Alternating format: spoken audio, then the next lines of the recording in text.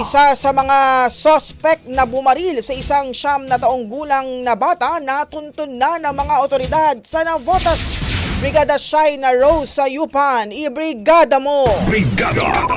Live report! Natuntun na ng mga pulis ang isa sa mga sospek na bumaril sa 9 gulang na batang lalaki sa Navotas City.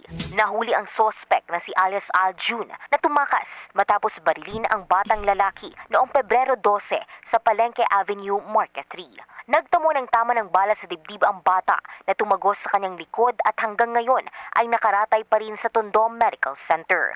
Hinahanap pa ang 2 kasama ng sospek nang barilin ang biktima.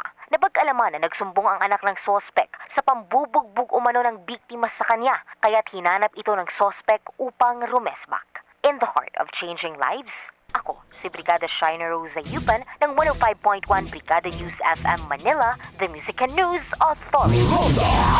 Brigada! Ang bahaging ito ay hatid sa atin ng Yummyvit ES2 Oral Drops. Simulang tuparin ang pangarap ng iyong anak. And stunting now!